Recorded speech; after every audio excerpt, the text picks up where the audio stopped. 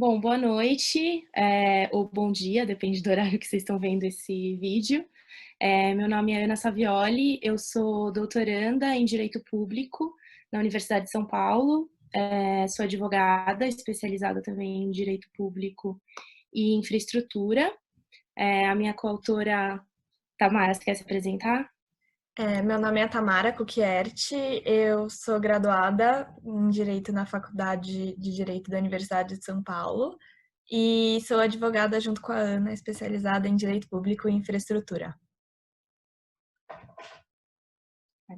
A gente vai falar um pouco para vocês sobre contratos públicos e o desenvolvimento de novas tecnologias no Brasil. E para isso a gente vai fazer um estudo de caso da contratação de dados abertos da política de mobilidade urbana do município de São Paulo. Esse artigo ele foi aprovado para ser apresentado no 4º Congresso Internacional de Direito, Governança e Inovação, que foi organizado pelo Iberojur, em conjunto com a Universidade Céu Cardenal Herrera, em Valência, na Espanha. E para tratar um pouco desse tema, a gente resolveu dividir essa apresentação em 4 tópicos. O primeiro, a gente vai falar um pouco sobre o regime tradicional das contratações públicas no Brasil, que são regidas pela Lei 8666. Depois a gente vai passar para falar um panorama legislativo da evolução do regime de contratações públicas, em especial o de inovação. A partir daí, a gente vai fazer o estudo de caso dessa contratação feita pelo Estado de São Paulo, que traz aí um exemplo muito relevante para as contratações brasileiras de inovação. E, por fim, a gente propõe algumas questões e pontos de aprimoramento. Acho que a Tamara vai começar a falar o primeiro tópico. Começando então com o regime jurídico tradicional de licitações e contratos públicos no Brasil, ele é regido pela Lei número 8666, que é de 1993, e ele é marcado pelo engessamento das formas de contratação e por um modelo único e rígido de contrato administrativo. Em linhas muito gerais, explicando a lei, ela prevê modalidades de licitação fixas, tem que seguir essas modalidades específicas, elas seguem fases pré-estabelecidas e critérios de julgamento objetivos. É um processo muito longo, burocrático e formalista e com pouquíssimas hipóteses de contratação direta, que permite a contratação sem licitar. Além disso, o modelo de contrato administrativo é único e é baseado num modelo de contratos de obras e de fornecimento de bens e serviços comuns. Esse modelo, que obviamente não atende às complexidades do mundo atual, e muito menos da contratação de inovação, ele foi criado, então, na década de 90, e foi num contexto de desconfiança dos gestores públicos pela sociedade. A lei foi promulgada logo depois do escândalo de corrupção que levou ao início do processo de impeachment do presidente da República, Fernando Collor de Mello. Então, a doutrina costuma falar que a Lei 8666, como ela é chamada, seguiu o caminho da superlegalização, que é a ideia de que todas as decisões relativas às compras públicas já são tomadas pela lei. Então, não deixa espaço para discricionariedade alguma do gestor público. Então, a lei ela tem essa ideia de ser um bastião da moralidade, que é a ideia de que, tirando a decisão do gestor público, ou seja, não havendo outra opção de decidir, não haveria corrupção. Bom, a lei ela não foi efetiva no seu objetivo, como nós bem sabemos, mas ela foi muito efetiva em frear a inovação no Brasil, por conta do engessamento. Isso porque não se pode querer aplicar a todos os objetos o mesmo procedimento de contratação em um único modelo de contrato, e muito menos a bens e serviços que envolvem tecnologia e soluções que não estão prontas no mercado. Felizmente, ao longo dos anos, houve certa evolução no cenário de licitações e contratos públicos no Brasil. E aqui já entrando no segundo tópico do nosso trabalho, sobre a evolução. Então, alguns exemplos muito rapidamente são a Lei número 10.520 de 2002, que criou uma modalidade licitatória chamada pregão, que é um procedimento muito mais célere para a contratação de bens e serviços, e prevê uma fase de lances sucessivos entre os licitantes. E a Lei número 12.462, de 2011, que instituiu o chamado RDC, que é o Regime Diferenciado de Contratações Públicas.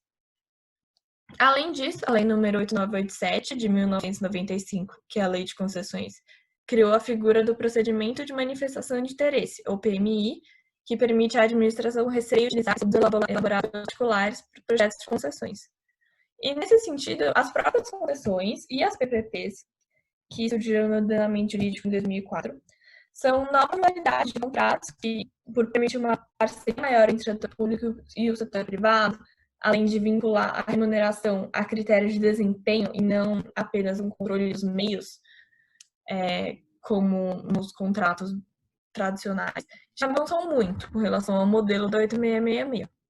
E, enfim, além disso, tem o Estatuto das Estatais, que é a Lei número 13.303 de 2006, que prevê regras especiais para a contratação por empresas estatais, como, por exemplo, a possibilidade de contratação direta em caso de oportunidade de negócios. No caso, não seria exatamente uma contratação de bens e serviços, mas estabelecer uma relação de parceria mesmo, em caso com outras empresas, em caso de que proporcione uma oportunidade de negócio.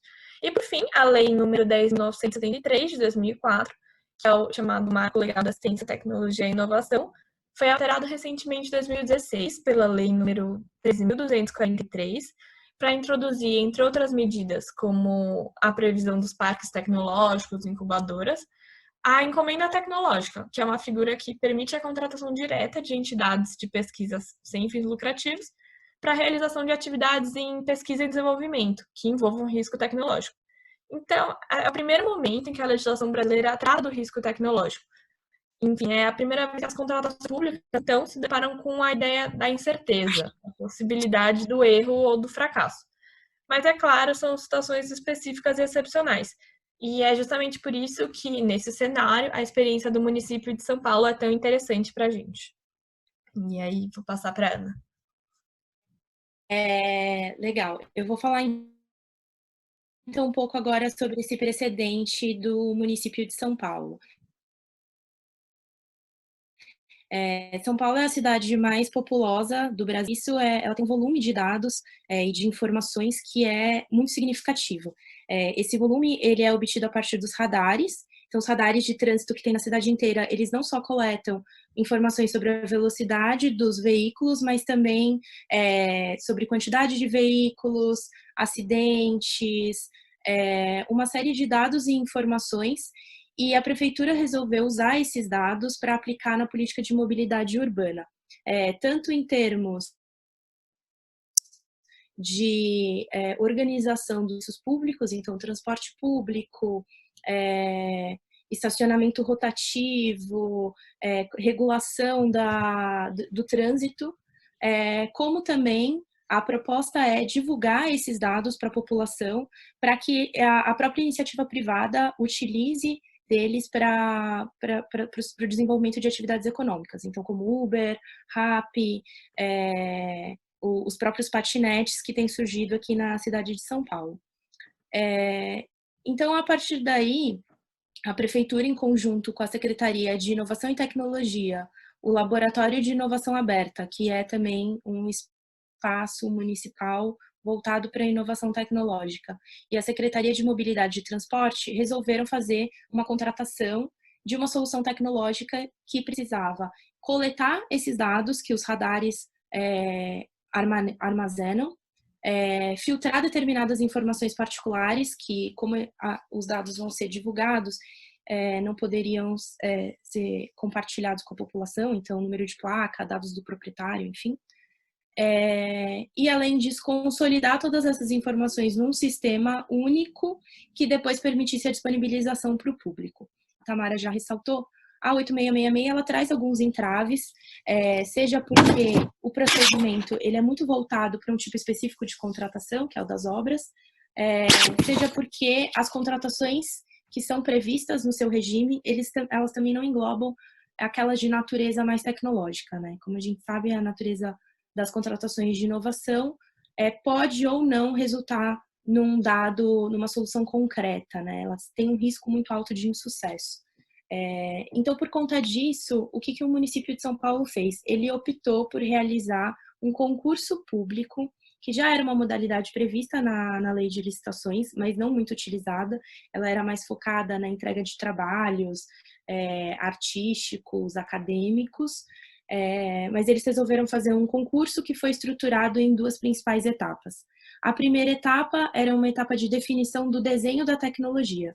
Então, tanto pessoas físicas quanto pessoas jurídicas podiam participar, e a ideia era trazer o problema de uma forma aberta, sem muita delimitação de como deveria ser essa solução tecnológica e deixar que a iniciativa privada propusesse soluções. Eles chamaram de hackathona ou radartona, né, para fazer essa relação com os radares, e foram selecionados 3 melhores soluções. A partir daí foi feita uma segunda etapa do concurso, em que os ganhadores eles foram convidados a desenvolver essas soluções tecnológicas, né, protótipos iniciais, e a partir de então, com uma maior concretude da tecnologia, o governo de São Paulo escolheu, do município de São Paulo, né, escolheu a vencedora, que recebeu um prêmio no valor de R$10.000. Por que esse caso é tão relevante? Por que ele é um precedente interessante? Primeiro, porque ele utiliza uma modalidade de contratação que ela, em tese, já existia desde sempre, ela já era prevista pela Lei 8.666, e ela foi ressignificada, né? Ela está com um novo propósito, que é justamente o de incentivar a participação de pessoas físicas e startups e, ao mesmo tempo, resolver demandas pontuais da administração em inovação tecnológica. Em segundo lugar, é porque ela foi feita num modelo de código aberto. Era uma das premissas para o desenvolvimento da tecnologia, que esse código fosse aberto justamente para não gerar entraves futuros com relação às contratações. Então, para que o poder público depois, se precisar de algum aprimoramento ou continuidade daquela tecnologia, possa desenvolver com os próprios servidores, com o MobLab, que é essa empresa voltada para desenvolvimento de inovação tecnológica dentro do município, sem a necessidade de fazer uma nova contratação. E a terceira benefício desse modelo de contratação inovador foi justamente o baixo custo, né? É um concurso, ela não gera uma contratação de longo prazo para a administração, o que foi pago foi aquele prêmio e a partir daí a tecnologia é incorporada.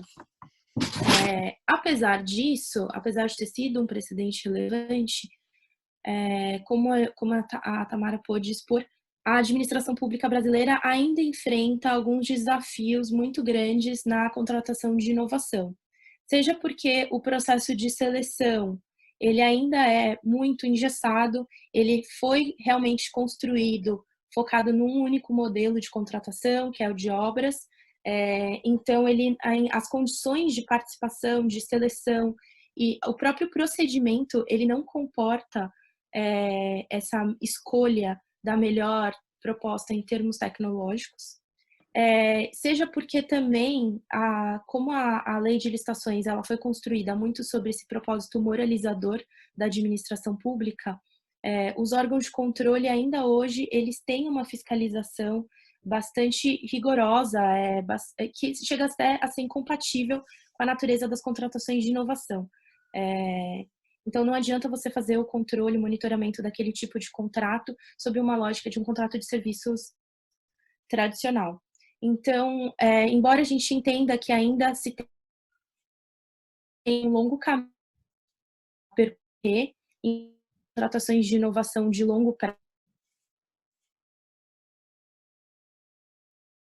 né, que vão demandar soluções mais complexas, uma encomenda tecnológica ou uma parceria estratégica, mas, de toda forma, esse precedente ele é muito relevante porque ele inaugurou um modelo inovador de contratação com base numa forma contratual que já existia no ordenamento.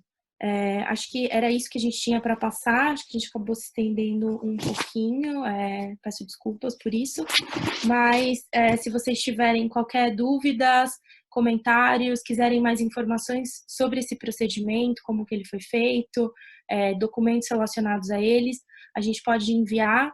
O meu e-mail de contato é ana.savioli@usp.br. O da Tamara, você quer falar? É Tamara Kukiert, tudo junto, @gmail.com. E é isso. Obrigada, pessoal. Obrigada.